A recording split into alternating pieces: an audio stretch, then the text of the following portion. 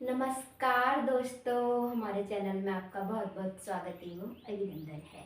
यहाँ हम पढ़ेंगे कारक। कारक हम ऐसे नहीं पढ़ रहे, हमारा उद्देश्य केवल हम संस्कृत में छोटे छोटे वाक्य किस तरीके से बना सकते हैं, इन्हें बनाने का नियम क्या होता है। ये चार्ट जो यहाँ पर आपको दिख रहा है, ये आपने पहले भी बहुत बार पढ़ा है, देखा है और सुना भी है, लेकिन इसका प्रयोग हम में से अधिक ज़्यादा भी नहीं जानते हैं। इतना तो हमें पड़ता है, कर्ता ने कर्म को, करण से, संप्रदान को, अपादान से, ये सब हम पढ़ चुके हैं। कर्ता, कर्म, करण, संप्रदान ये भी हम जानते हैं, लेकिन हम इसका प्रयोग कैसे करें, प्रयोग करना हमें आना चाहिए, तभी हम इतना चार्ट जितना हमने इस पर लिखा हुआ है, यदि आप इतना भी याद कर लेते हैं, इतने चार्ट को भी आप समझ लेते हैं, तो आप संस्कृत को बहुत इजी तरीके से संस्कृत को बोलना, लिखना, पढ़ना इत्यादि सीख सकते हैं। तो आइए हमारे साथ हम प्रारंभ करते हैं। संस्कृत में छोटे छोटे वाक्य कैसे बनाएं, संस्कृत में हम कैसे लाइनों को पढ़ें, उसका अर्थ कैसे निकालें। कोई भी वाक्य लिखा हुआ है संस्कृत में, उसे हमें पढ़ना है, उसकी हिंदी करना है, तो हम उसकी हिंदी कैसे करेंगे, संस्कृत की या संस्कृत की हिंदी और हिंदी की संस्कृत कैसे करेंगे, हम वाक्य को बोलेंगे कैसे, हम उसे पढ़ेंगे कैसे, ये सारी चीज़ें हम इससे सीख पाएंगे। तो हम प्रारंभ करते हैं। ये आपको दिख रहा है, ये दिख रहा है यहाँ विभक्ति, यहाँ कारक, यहाँ चिन्ह। पहले हम इतने से संबंध रखेंगे। विभक्ति क्या है हमारी, पहले हम इसे जान लेते हैं। विभक्ति हमारे पास 7 होती हैं। प्रथमा विभक्ति, द्वितीय विभक्ति, तृतीय विभक्ति, चतुर्थी विभक्ति, पंचमी विभक्ति, षष्ठी विभक्ति, सप्तमी और संबोधन। संबोधन अब आप देख रहे होंगे कि ये तो 8 हैं, लेकिन हमने आपसे कहा कि विभक्तियाँ 7 होती हैं। विभक्ति कितनी होती हैं? 7। कौन कौन सी? प्रथमा, द्वितीया, तृतीया, चतुर्थी, पंचमी, षष्ठी, सप्तमी। लेकिन एक अलग से संबोधन भी होता है। ये मान लीजिए एक ये अलग से हमारे पास मेहमान है, क्योंकि घर के लोगों में मेहमान की गिनती नहीं होती है। अब मेहमान है, लेकिन है कहाँ के? अपने ही हैं, तो इसी के हैं, यानी कि संबोधन को हम 8वीं विभक्ति नहीं, विभक्ति हमारे पास 7 होती हैं। इसके अलावा भी हमारे पास एक संबोधन होता है। यदि ये संबोधन है तो ये फिर किस विभक्ति के अंदर गिना जाता है? ये हमारा प्रथमा विभक्ति के अंदर ही गिना जाता है, यानी कि संबोधन और प्रथमा विभक्ति एक ही है। संबोधन को प्रथमा विभक्ति और प्रथमा विभक्ति को संबोधन भी हम कह सकते हैं। विभक्तियाँ हमारे पास 7 हैं। अब ठीक है, 7 विभक्तियाँ हैं, तो हमें इससे हमें क्या करना है, इसका क्या मतलब है? विभक्तियों का हमारा सीधा सीधा कारक से मतलब है। हमें ये देखना है कि प्रथमा विभक्ति में कौन सा कारक होता है, और कारक की परिभाषा से ही हमें उसका चिन्ह देखना है, और उसके चिन्ह से ही हम वाक्य बनाना सीखते हैं। तो प्रथमा विभक्ति का हमारा मतलब है कि प्रथमा विभक्ति में हमारे पास कर्ता कारक हुआ करता है। प्रथमा विभक्ति में हमारे पास कौन सा कारक होता है? कर्ता कारक होता है। अब हम कर्ता कहते किसे हैं? वाक्य में जो कार्य करता है, स्वतंत्र रूप से जो कार्य करता है अपनी इच्छा से, उसे हम कर्ता कहते हैं। जैसे राम पुस्तक को पढ़ता है, यहाँ पर राम क्या है? करता है। जैसे श्याम हंसता है, तो श्याम क्या है? यहाँ पर करता है। मैं विद्यालय को जाती हूँ, यहाँ पर मैं क्या है? करता है। यानी कि जो कर्ता, स्वतंत्र कर्ता कैसा होता है? स्वतंत्र, स्वतंत्र कर्ता। तो यहाँ पर कर्ता कौन है? सीधा सिंपल सा मतलब है हमारा, यहाँ हमें कोई एक व्यक्ति दिखाई दे रहा होगा जो कार्य को कर रहा होगा, जो मुखिया होगा, उसे ही हम क्या कह देंगे? कर्ता कह देंगे। कर्ता हमें साफ क्लियर दिखाई देता है वाक्य में। जैसे एग्जाम्पल हमने दे दिया, बालक मैदान में खेलता है, तो यहाँ पर बालक क्या है? करता है, खेलने का वो कर्म कर रहा है। तो इसका चिन्ह क्या होता है, ने होता है। बालक ने गेंद से खेला, बालक ने गेंद से खेला, बालक ने पुस्तक से पढ़ा, बालक ने वाक्य को बोला, बालक ने भोजन को खाया, बालक ने भोजन को खाया, पिताजी ने बालक को पीटा, माताजी ने पूजा को किया। तो यहाँ पर न से आपको दिखाई दे रहा होगा कि न जहाँ दिखेगा हमें वही करता है, जहाँ हमें न दिखाई देगा वही क्या है, हमारा करता है। अब करता क्या है हमारा, ठीक है। इसके बाद हम दूसरे नंबर पे आ जाते हैं कर्म। कर्म क्या है, कर्ता अपनी इच्छा से, अपनी स्वेच्छा से जिस काम को करता है वही कर्म है। कर्ता जिस काम को करता है वही कर्म है। जैसे बालक विद्यालय को जाता है, बालक विद्यालय को जाता है, तो बालक क्या कर्म कर रहा है, विद्यालय जाने का कर्म कर रहा है।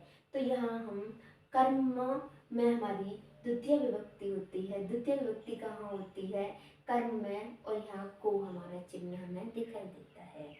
कर्म में कौन सी विभक्ति होती है, कर्म में द्वितीय विभक्ति होती है, द्वितीय विभक्ति में कर्म होता है और इसका चिन्ह हमें को दिखाई देता है। इसके बाद हम तृतीया पर आ जाते हैं। तृतीया हमारी क्या है, करण, और इसका चिन्ह शे होता है। करण है क्या चीज, ये जान लेते हैं हम। कर्ता अपने कार्य की सिद्धि के लिए जिस साधन का प्रयोग करता है उसी साधन को हम करण कहते हैं। यानी कर्ता अपने काम को करने के लिए, कर्ता ने यहाँ क्या किया, कर्म किया, ठीक है। यहाँ पर कर्ता था, कर्ता ने कर्म को किया। अब करण आ गया, कर्ता ने अपने कर्म को करने के लिए, कर्ता ने अपने कर्म को करने के लिए जिस साधन का उपयोग किया, जिस वस्तु का उपयोग किया, जिस चीज का सहारा लिया, उसी को हम करण कहते हैं। जैसे बालक ने पुस्तक से पढ़ा, बालक ने पुस्तक से पढ़ा। यहाँ पर हमें दो चीज समझनी है। पहले बालक ने पुस्तक को पढ़ा, ये कर्म किया। अब उसे साधन के रूप में प्रयोग किया, बालक ने साधन के रूप में पुस्तक को प्रयोग किया। बालक ने पुस्तक को पढ़ा, बालक ने पुस्तक को, बालक ने पढ़ा पुस्तक से।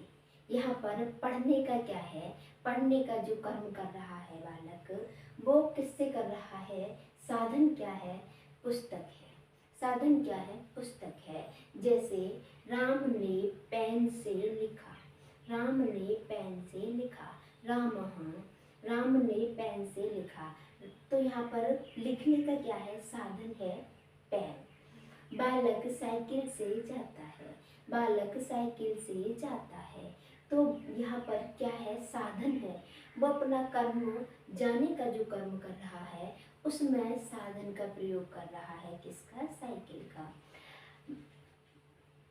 बालक ने, छोटे बालक ने गिलास से दूध पिया। तो दूध पीने का जो कर्म किया उसमें किस साधन का प्रयोग किया, कर्म तो किया उसने दूध पीने का, दूध को पिया, गिलास से दूध को पिया।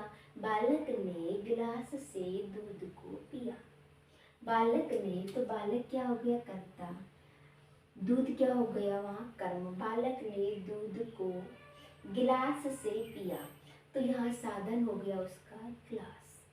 इसके बाद हम इतना समझ गए होंगे, मैं ऐसा कर रही हूँ, फिर से हम रिपीट करेंगे इसे। इसके बाद चतुर्थी विभक्ति। चतुर्थी विभक्ति हमारी संप्रदान कारक में होती है।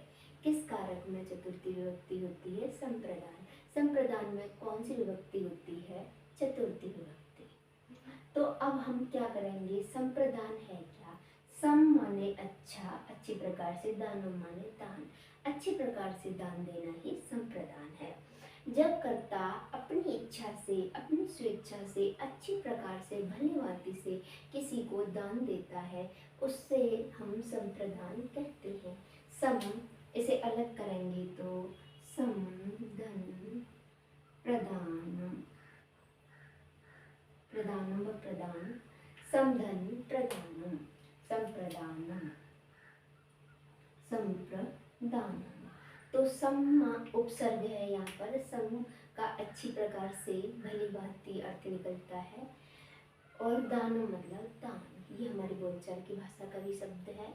तो कर्ता अपनी इच्छा से किसी को अच्छी प्रकार से दान देता है, उसे हम संप्रदान कहते हैं। जिसका चिन्ह को के लिए होता है, जिसका चिन्ह को के लिए होता है। राम ने श्याम को पुस्तक दी, राम ने श्याम को पुस्तक दी, राम ने गोपाल के लिए पुस्तक दी, बालक ने अध्यापक के लिए पुस्तक दी, माता ने भिक्षुक के लिए, माता ने भिक्षुक के लिए भोजन दिया, राजा ने नृप को, राजा ने भिक्षुक को धन दिया। तो यहाँ पर क्या है, देने के लिए हमारी कौन सी विभक्ति होती है, चतुर्थी विभक्ति होती है। इसके बाद अपादान, अपादान अपोधन, अपादान, अपादान का मतलब होता है अलग अलग होना दो चीजों का। तो पंचमी विभक्ति में अपादान कारक, अपादान मतलब अलगाव, यानी कि दो वस्तुओं का दूर दूर होना, दो वस्तुओं का दूर दूर होना। जैसे माता अलीगढ़ से इगलास आती हैं, तो जो माता हैं अलीगढ़ से दूर होकर के इगलास में आ रही हैं, तो वो किससे दूर हुई, अलीगढ़ से। जैसे बहुत फेमस एग्जाम्पल है, पेड़ से पत्ते गिरते हैं, तो पत्ते पेड़ से अलग हो गए। बालक विद्यालय से घर आते हैं, बालक विद्यालय से घर आते हैं। तो बालक यहाँ पर क्या हो गए, विद्यालय यहाँ पर हमारा क्या हो गया, अपादान हो गया। बालक घर से विद्यालय जाते हैं, तो घर क्या हो गया हमारा, अपादान हो गया। विभक्ति हमें लगानी कहाँ है, जहाँ से अलग हो रही है। इसी तरीके से संप्रदान में भी विभक्ति हमें कहाँ लगानी है, जिसे दे रहे हैं। माता भिक्षुक को भिक्षा देती है, माता भिक्षुकाय भिक्षाम ददाति। इसी तरीके से अपादान में भी जहाँ से अलग होते हैं, वृक्ष से पत्ते गिरते हैं, वृक्षात पत्राणि पतन्ति। षष्ठी विभक्ति, षष्ठी विभक्ति हमारी क्या है, षष्ठी विभक्ति में संबंध कारक होता है। संबंध मतलब रिलेशन, साफ हमें दिखाई दे रहा है, रिलेशन। जब एक से दूसरा रिलेशन दिखाया जाता है, जैसे काकी के, रारी के, नानी में, इसके इतने सारे चिन्ह हैं। यह मेरा घर है, यह मेरी माता है, यह मेरे लिए है। का, यह श्याम का है, ये राधा की है, ये राधा के लिए है ना, राधा की है, के लिए तो इधर आ जाएगा, क्षमता। काकी के, रारी रे, नानी ने आपको वहां पर दिखाई देगा। जैसे यह पुस्तक राधा की है, यह जल कृष्ण का है, यह माता द्रौपदी की है। कोई भी आपको काकी के, रारी रे, नानी में चिन्ह भी दिखेगा और संबंध भी आपको साफ साफ दिखाई दे रहा होगा। यह घर मेरा है, यह पुस्तक मेरी है, यह श्वेत फलक मेरा है, यह व्यंजनम मेरा है। व्यंजनम मतलब पंखा। मैं आपको भी वाक्य बनाकर भी दिखाऊंगी। धीरे धीरे हम एक एक कारक को भी पढ़ेंगे और यहाँ पर भी पढ़ेंगे। इसके बाद अपादान हो गया, हमारा संबंध हो गया। सप्तमी विभक्ति अधिकरण। अधिकरण क्या है, आधार को हम अधिकरण कहते हैं। आधार को हम क्या कहते हैं, अधिकरण कहते हैं। अब ये आधार क्या है, आधार मतलब आप ये कह सकते हैं कि किसी चीज पर कोई चीज टिकी हुई, चिपकी, इसको हम आधार कह सकते हैं। जैसे मैं जमीन पर खड़ी हूँ, यह चिन्ह भी दिखेगा, मैं पे पर, मैं जमीन पर खड़ी हूँ। अध्यापक कुर्सी पर बैठा है, बालक छत पर खेलते हैं, वह पेड़ पर बैठा है, मैं विद्यालय में पढ़ती हूँ। इस तरीके से वहाँ पर क्या होगा, कर्ता उस आधार पर टिका हुआ होगा, चिपका हुआ होगा। कर्ता बिना उसके आधार के, कोई भी चीज़ हो सकती है। जैसे ये मार्कर है, ये हाथ पर रखा है, तो ये क्या है, मार्कर का आधार है हाथ, और आधार में हम विभक्ति लगाएंगे। जैसे ये दीवार है, दीवार से ये दीवार क्या है, इस बोर्ड का आधार है।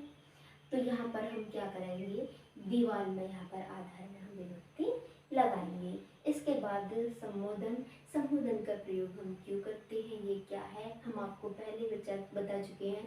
प्रथम विभक्ति में होता है जब हम कर्ता को सम्मान के साथ में बुलाना चाहते हैं, उसे रिस्पेक्ट देना चाहते हैं, तो हम क्या करते हैं, इन शब्दों का प्रयोग कर देते हैं। कर्ता में ही, किसमें, कर्ता में ही हम सम्मान देंगे। किसको, कर्ता को ही देंगे। वो दोनों लिंगों में से कोई भी लिंग का हो सकता है। तो उसी में हम ये शब्द जोड़ देंगे, जैसे हे सीता, भो सीता, अरे गीता, हरे कृष्ण, हाँ, अरे अरे राधे, अरे कृष्ण, भो सखी, भो माता, भो मित्र, भो भ्राता इत्यादि शब्द हम भो, हे और अरे लगा करके बोल सकते हैं सम्मान के लिए। इसका प्रयोग कुछ भी नहीं है, केवल कर्ता को ही हम इन शब्दों को लगा करके प्रयोग करेंगे, तो इसे हम संबोधन कह देंगे। कर्ता तो है पर हमने उसे सम्मान के साथ में बोला है, इसीलिए कहते हैं कि विभक्ति 7 है, 8वीं नहीं, क्योंकि ये शब्द हमारे कर्ता के साथ में ही जुड़ते हैं। इसके बाद हमने यहाँ पर रूप लिख रखे हैं। अब आप सोच रहे होंगे कि ये रूप साथ में क्यों लिख रखे हैं, क्योंकि हम आपको इन वाक्यों का प्रयोग करके बताएंगे। पुल्लिंग में प्रथमा विभक्ति में रामः, द्वितीय विभक्ति में रामम, तृतीय विभक्ति में रामेण, चतुर्थी विभक्ति में रामाय, पंचमी विभक्ति में रामात्, षष्ठी में रामस्य, सप्तमी में रामे और संबोधन में हे रामः प्रयोग होता है। यदि हम इन्हीं सब का प्रयोग स्त्रीलिंग में करेंगे तो ये सीता की तरह ही चलेंगे। प्रथमा में सीता, द्वितीया में सीताम, तृतीया में सीताया, चतुर्थी में सीतायै, पंचमी और षष्ठी में सीतायाः, सप्तमी में सीतायाम और संबोधन में हे सीते प्रयोग होगा। ये ठीक है। अब इसके बाद हमें एक चार्ट की और ज़रूरत पड़ती है। प्रयोग में हमारे 5 कारक आते हैं। कौन से, लट लकार यानी वर्तमान काल, लृट लकार भविष्यत काल, लंग लकार भूतकाल, लोट लकार हमारा आज्ञावाची और विधिलिंग चाहिए के अर्थ में। 5 लकारों का प्रयोग करते हैं। यहाँ अभी हमने एक लकार लिख रखा है, जिसको हम इस तरीके से याद भी करेंगे। हमारे पास यहाँ संस्कृत में 3 पुरुष और 3 वचन हुआ करते हैं। 3 पुरुष और 3 वचन हुआ करते हैं।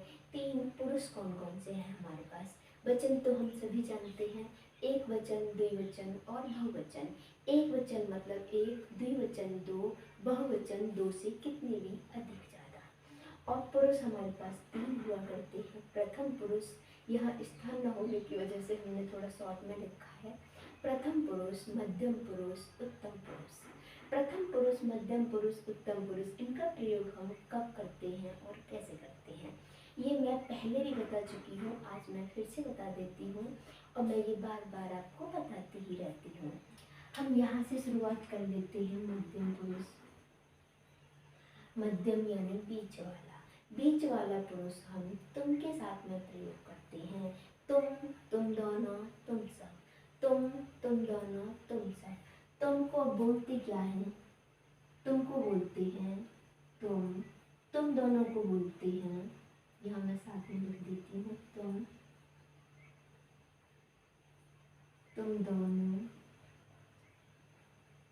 दोनों को बोलते हैं युवाम। तुम सबको बोलते हैं यूयम।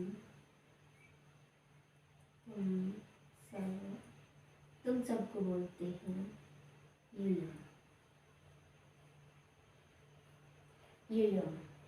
मध्यम पुरुष में हम क्या करते हैं? तुम का प्रयोग करते हैं। तुम पढ़ते हो, तुम पठसी, तुम तुम दोनों पढ़ते हो।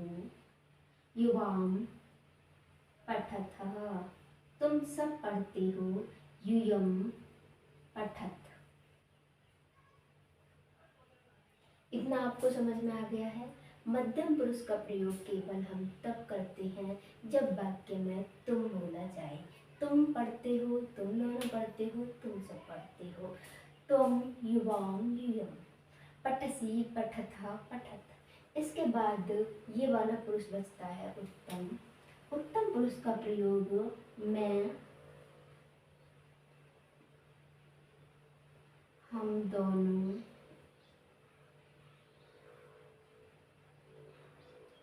हम सब, इसके साथ में प्रयोग होता है। मैं, हम दोनों, हम सब। मैं पढ़ता हूँ, मैं को बोलते हैं अहम, मैं को बोलते हैं अहम। हम दोनों को बोलते हैं आवाम। हम सबको बोलते हैं वयम। अहम, आवाम, वयम। ये क्रिया यहाँ लिखी ही हुई है। मैं पढ़ती हूँ व मैं पढ़ता हूँ। लिंग से इसका कोई परिवर्तन नहीं होता, जेंडर से इसका कोई मतलब नहीं है। चाहे जेंडर कोई सा भी हो, क्रिया हमारी यही रहती है। यदि लड़का है, तुम प्रयोग में लड़का है तब भी ये है। मैं पढ़ती हूँ या मैं पढ़ता हूँ, पठामी, अहम पठामी ही प्रयोग होगा। जैसे अब मैं यह क्रिया में लिख देती हूँ। पठामी, पठावः, पठामः, पठामः। इतना आप समझ गए कि ये पुरुष क्या काम करते हैं। मध्यम पुरुष तुम दोनों, तुम सब। उत्तम पुरुष अहम, आवाम, वयम, मैं, हम दोनों, हम सब। इसके बाद जितनी भी संज्ञा और सर्वनाम बचते हैं इस वाले पुरुष में प्रयोग होते हैं। जैसे राम पढ़ता है, रामः पठति। सीता पढ़ती है, सीता, सीता पठति। दो राम पढ़ते हैं, ये मान लीजिए आप, हम यहाँ लिख देते हैं। बालक पढ़ता है तो बालकः पठति। दो बालक पढ़ते हैं, बालकौ पठत। बहुत सारे बालक पढ़ते हैं, बालकाः। बालकः, बालकौ, बालकाः। सैनिकः, सैनिकौ, सैनिकाः। रक्षकः, रक्षकौ, रक्षकाः। इस तरीके से यहाँ पर प्रयोग होता है। यानी कि जितनी भी संज्ञाएं हैं इस वाले पुरुष में प्रयोग होंगी, चाहे वो पुल्लिंग की हो चाहे वो स्त्रीलिंग की हो। लेकिन सर्वनाम, इन दो सर्वनामों को छोड़कर हम और तुम, मैं और तुम, दो सर्वनाम को छोड़कर बाकी जो शेष सर्वनाम है वो भी इसी में प्रयोग होंगे। जैसे यह, वह, सह, यह, वह, एसह, एसह। इस तरीके के प्रयोग भी सभी इसी वाले प्रश्न में होंगे। यानी कि दो सर्वनाम को छोड़कर के बाकी सभी इसी वाले पुरुष के अंदर आ जाते हैं। तो इतना चार्ट हमने समझ लिया कि किस तरीके से हम वाक्य में इन क्रियाओं का प्रयोग करते हैं। इसके बाद हम फिर से इधर ही लौट के आ जाते हैं। इधर अब हम वाक्य बनाना सीखेंगे कैसे। यदि आप इस चार्ट को बहुत अच्छे से पढ़ लेते हो, समझ लेते हो, तो मेरी गारंटी है कि आप वाक्य बनाना सीख जाओगे। ये हमारा यूपी टीजीटी, क्षमता यूपी टीजीटी ही बार बार याद आ जाता है। हमारा super TET, UP TET, C TET, H TET, Haryana TET, जितने भी टेट की परीक्षाएं हैं या जिनमें थोड़ा थोड़ा संस्कृत पूछी जाती है, उन सभी तैयारी करने वालों के लिए भी यह लाभदायक है। इसके बाद हमारी छोटी छोटी क्लासों में, और जो संस्कृत को पढ़ना चाहते हैं, देखना चाहते हैं, बोलना चाहते हैं, सीखना चाहते हैं, उन सभी के लिए भी यह क्लास है। तो फिर से हम यही लौट के आ जाते हैं कि अब हमने इतनी चीज़ तो जान ली, पर अब हम वाक्य बनाना सीखेंगे कैसे। तो आइए हमारे साथ हम सीखते हैं वाक्य बनाना। अब हमें वाक्य बनाना कैसे है। हमने कहा कि राम ने बोला, राम ने बोला। क्षमदान एक पुलिस।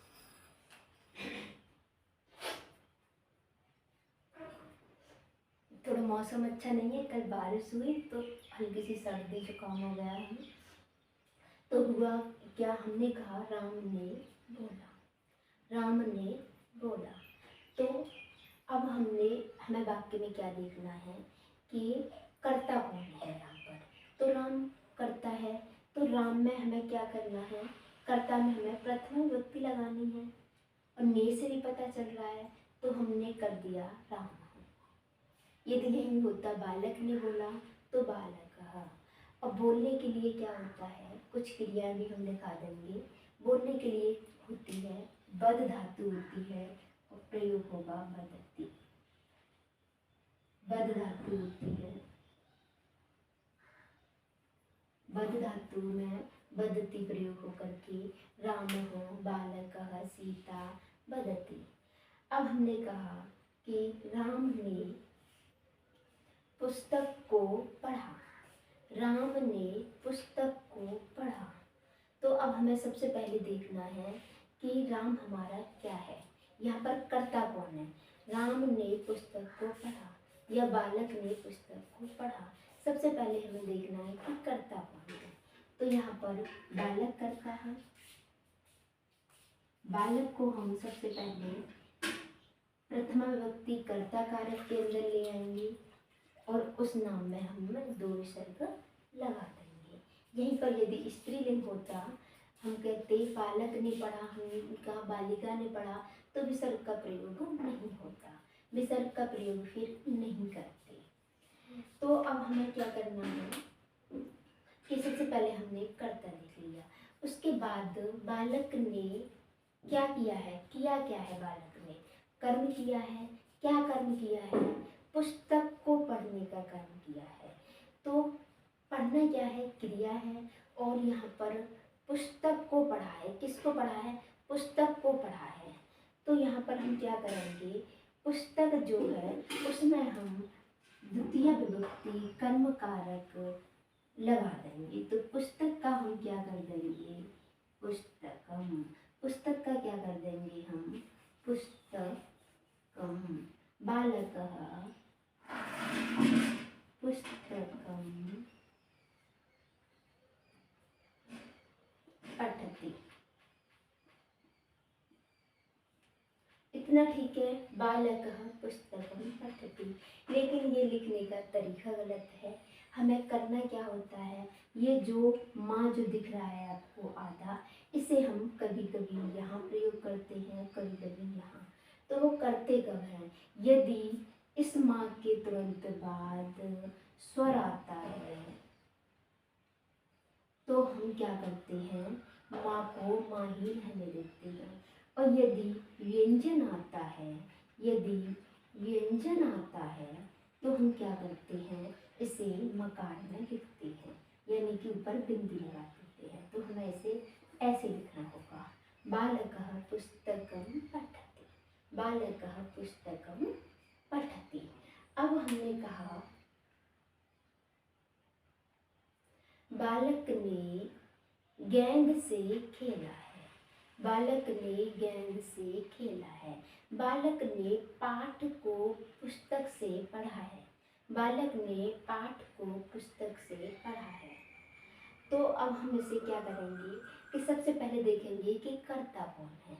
बालक कर्ता है, कर्ता को हम प्रथमा विभक्ति में लगाएंगे। ठीक है, हम इसको साथ के साथ इरेज करते जाएंगे, एक एक वाक्य को बनाते जाएंगे।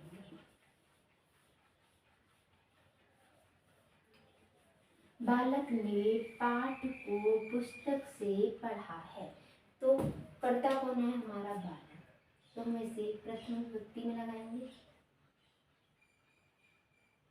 इसलिए हमने इसे विसर्ग लगा दिया। अगर बालिका होता तो हम विसर्ग नहीं लगाते, बालिका इस तरीके से लिखते। बालक या बालिका ने पाठ को क्या कर्म किया है, उसने पाठ को पढ़ने का कर्म किया है। तो हमने यहाँ क्या करना है, कर्म में द्वितीय विभक्ति लगाएंगे। द्वितीय विभक्ति का रूप होता है रामम, तो हम पाठ पाठम, माँ हमारा अनुस्वार में चला गया है। राम ने पाठ को पढ़ा है, लेकिन अपने कर्म को करने के लिए उसने किसी साधन का प्रयोग भी किया है। राम ने पाठ को पुस्तक से पढ़ा है। राम ने पाठ को पुस्तक से पढ़ा है। कर्ता ने अपना सिद्ध किया है कार्य किसी साधन से।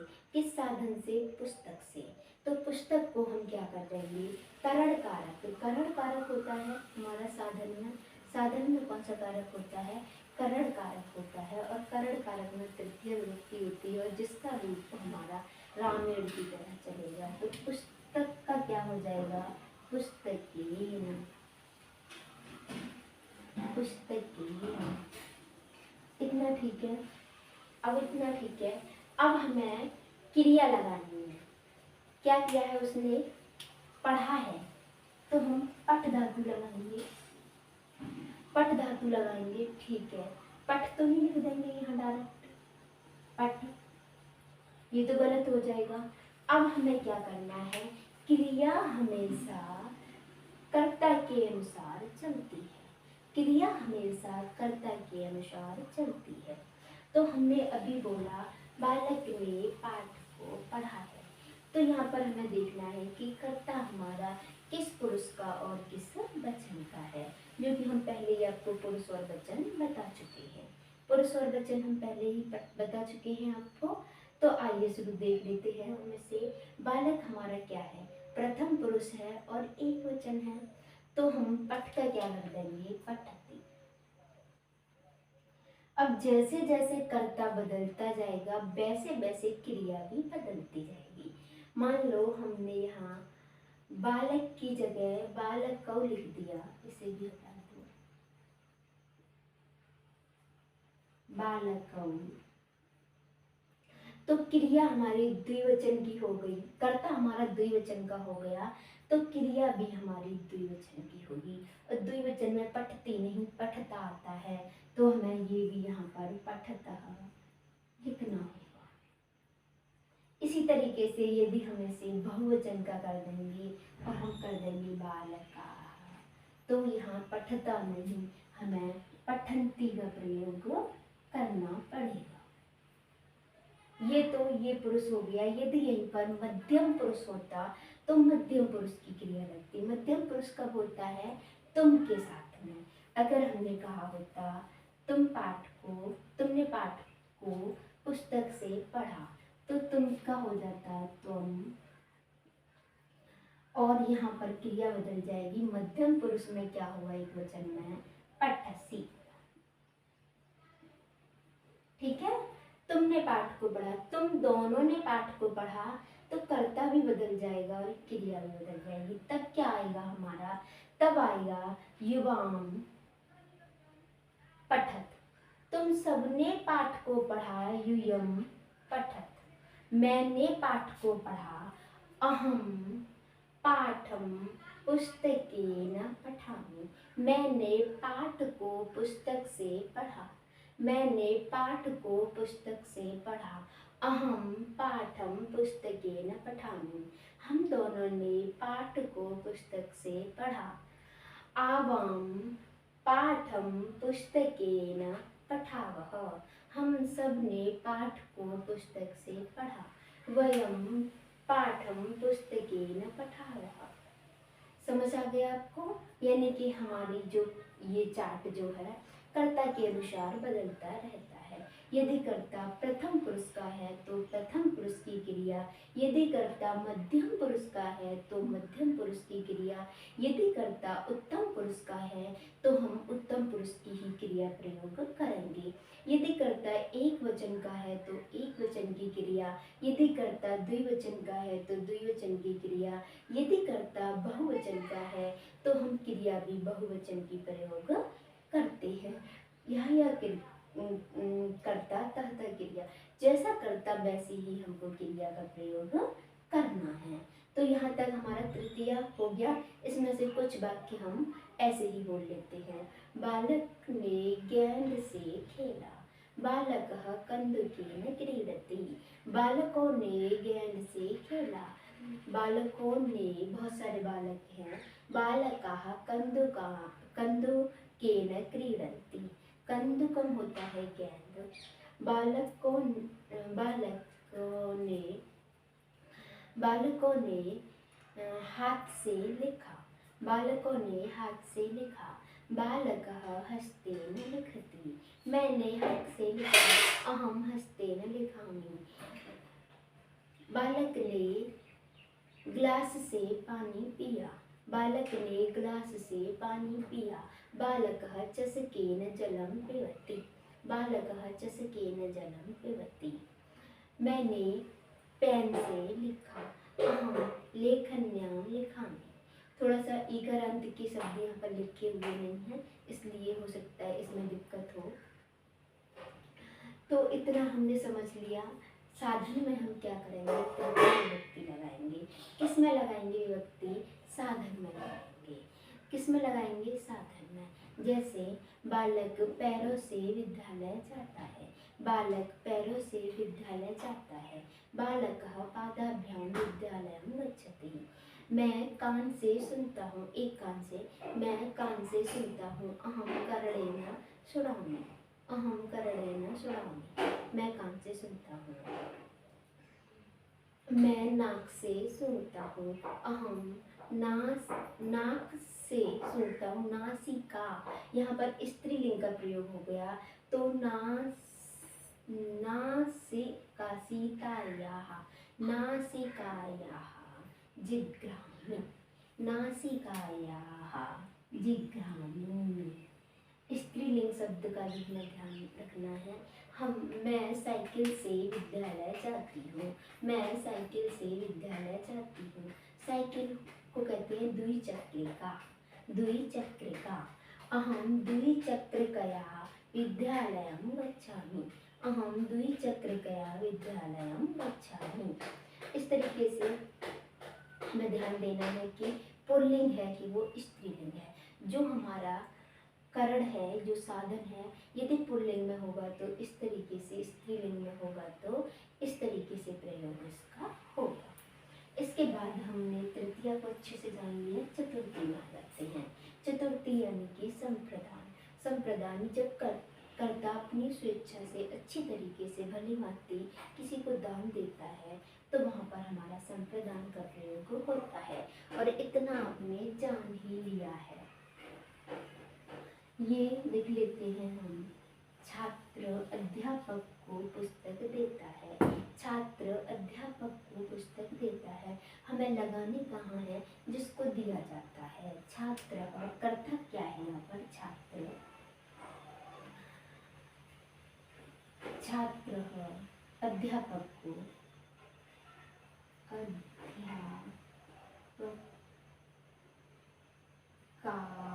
अध्यापक को देता है। तो यहाँ पर हमारी देने के लिए ये जो विभक्ति है रामाय, उसी तरीके से अध्यापकाय। अध्यापक को क्या करता है? पुस्तक देता है।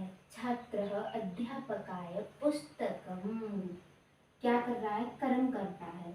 पुस्तकम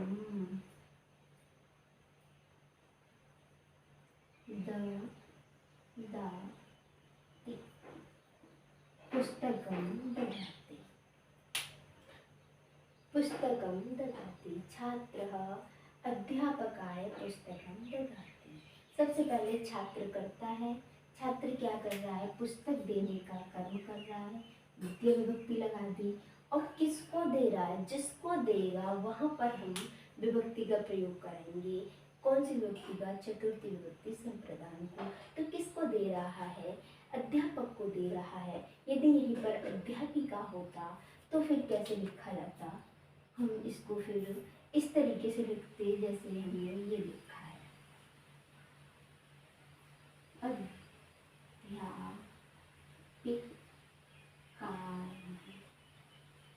अध्यापिकाई।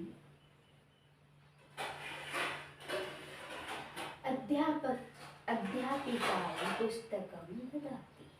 यहाँ पर आपको इसे बहुवचन का ना समझे, एक वचन का ही है। अध्यापिकाई पुस्तकम ददाति। तो इतना हमने कि यहाँ पर विभक्ति का प्रयोग वहाँ करते हैं। कर्ता कर्ता ही रहेगा, कर्म कर्म ही रहेगा। कर्ता अपनी इच्छा से जिसे दे रहा होगा उसमें हम संप्रदान लगा देंगे। जैसे माता भिखारी को भोजन देती है, माता भिक्षुकाय भोजनम ददाति, माता भिक्षुकाय भोजनम ददाति। राजा भिखारी को धन देता है, नृपः भिक्षुकाय धनम ददाति। माता बालक को चॉकलेट देती है, चॉकलेट देती है। माता बालकाय चॉकलेहम ददाति, माता बालकाय चॉकलेहम ददाति। अध्यापक छात्र को भागवत गीता देता है, अध्यापकः छात्राय भागवत गीताम ददाति। तो यहाँ पर आप प्रयोग करोगे कहाँ, जिसको दिया जा रहा है उसे आप क्या करोगे, संप्रदान में रखोगे। किसे दिया जा रहा है, जिसे दान दिया जा रहा है उसमें आप विभक्ति का प्रयोग करोगे। इसके बाद हम पंचमी विभक्ति पे आ जाते हैं, जो कि दो चीज़ों को अलग अलग होने पर बनती है। तो इसे हम यही लिख देते हैं, वृक्ष से पत्ते गिरते हैं। बहुत फेमस एग्जाम्पल है हमारा ये, वृक्ष से पत्ते गिरते हैं। वृक्षात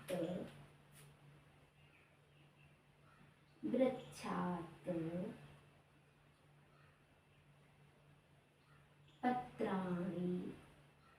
कितने पत्ते हैं, बहुत सारे, इसीलिए पत्राणि आई है। एक लिखेंगे तो पत्राणि पतंती। यदि एक पत्र होता तो पत्रम पतति, पत्रम पतति। इस तरीके से हो जाता पत्रम पतति। तो यहाँ पर क्या हो रहा है, दो चीजें अलग हो रही हैं। बालक विद्यालय से घर जाता है, बालकः विद्यालयात् गृहं गच्छति। बालक घर से विद्यालय जाता है, बालकः गृहात् विद्यालयं गच्छति। जिससे अलग हो रहा होगा वहीं पर हम पंचमी विभक्ति का प्रयोग करेंगे, था वहाँ पर जोड़ देंगे। अलीगढ़ से माता इगलास आती हैं, माता अलीगढ़ात् इगलासम आगच्छति। बालक वन से विद्यालय जाता है, बालकः वनात् विद्यालयं गच्छति। जब दो चीज़ें अलग अलग हो रही होंगी तो वहाँ पर हम क्या करेंगे, पंचमी विभक्ति का प्रयोग कर लेंगे। इसके अलावा भी हम आपको एक एक कारक, एक एक विभक्ति को पढ़ाएंगे। अब इसके बाद पंचमी का यहाँ हो गया, षष्ठी विभक्ति पर आ जाते हैं। संबंध के लिए हम षष्ठी विभक्ति का प्रयोग करते हैं। संबंध के लिए हम षष्ठी विभक्ति का प्रयोग करते हैं। यह पुस्तक राम की है। यह पुस्तक आप सोच रहे होंगे मैं राम जी को ज़्यादा टारगेट करती हूँ। राम से मतलब मेरा यहाँ संज्ञा से है, एक नाम से है।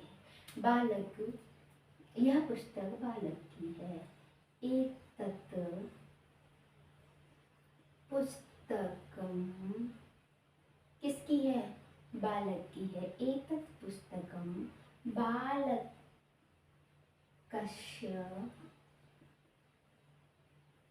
अस्ति। एतत् पुस्तकं बालकस्य अस्ति। यह कुर्सी अध्यापक की है। एतत् आसन्दः अध्यापकस्य अस्ति। यह मंदिर देवताओं का है, देवता का है। यह मंदिर देवता का है। एतत् देवालयं देवात् अस्ति। वो देवस्य अस्ति, क्षम्यतां, देवस्य अस्ति। यह माता श्याम की है। ऐसा माता श्यामस्य अस्ति। यह पिता लव की है। एषः पिता लवस्य अस्ति। राम के पिता दशरथ हैं। रामस्य पिता दशरथः अस्ति। इस तरीके से हम इसमें प्रयोग करेंगे। यह जल मेरा है। एतत् जलम मम अस्ति। मेरे के लिए षष्ठी विभक्ति में मम प्रयोग होता है। मम माने मेरा, मेरा, मेरी, मेरे, इस तरीके से। तो आप ये भी कारक अच्छे से समझ गए होंगे। इसके बाद हम एक एक कारक को पढ़ेंगे जिसमें 20-20, 30-30 एग्जाम्पल हम लिखते हुए लेकर के आएंगे। ठीक है, इसके बाद हम आगे आ जाते हैं। सप्तमी विभक्ति अधिकरण कारक। आधार को हम अधिकरण कहते हैं। किसको? आधार को। तो विभक्ति भी हम आधार में लगाएंगे। जैसे बालक वन में खेलते हैं, बालक वन में खेलते हैं। तो बच्चों का खेलने का आधार क्या है? वन। जब तक वन में खड़े नहीं होंगे तब तक वो वहाँ पर खेल नहीं पाएंगे, क्योंकि जब तक आधार नहीं बनेगा तब तक कर्ता अपने उस काम को नहीं कर पाएगा। तो बालक क्या करते हैं? वन में खेलते हैं। बालकाः वने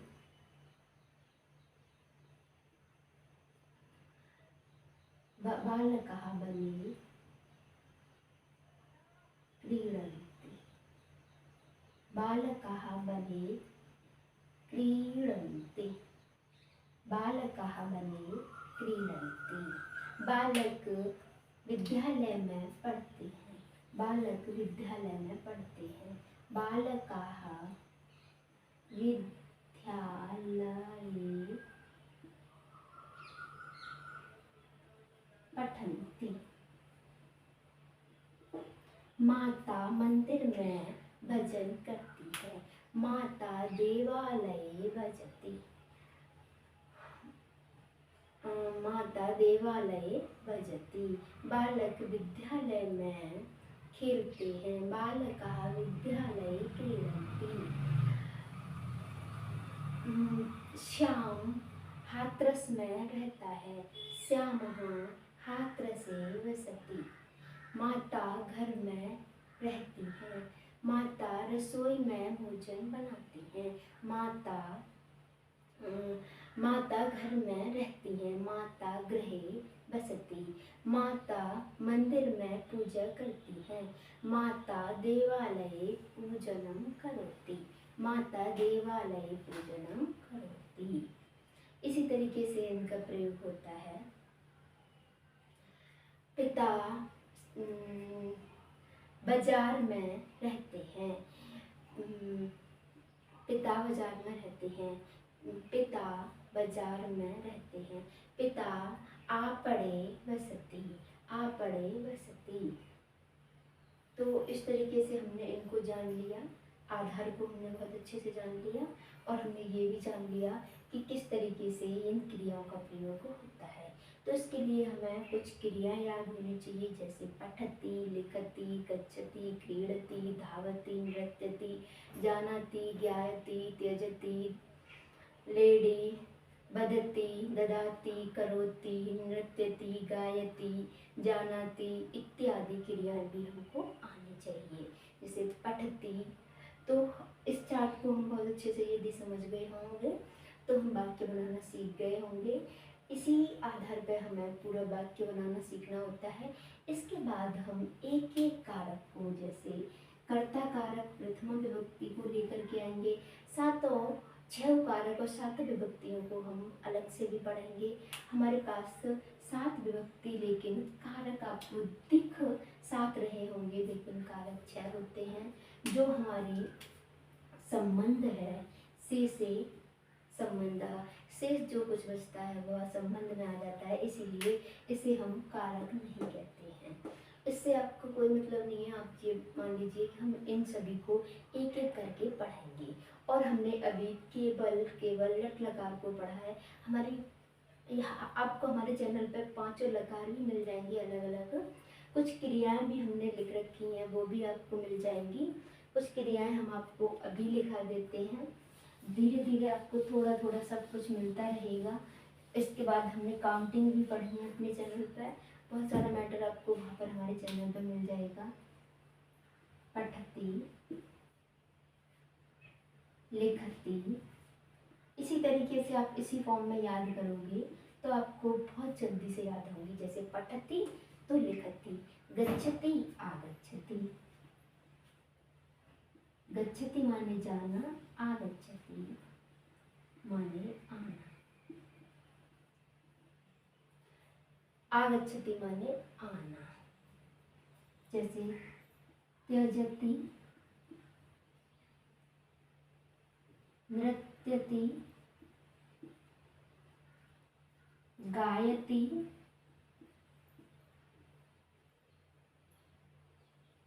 जानाति, ज्ञायति,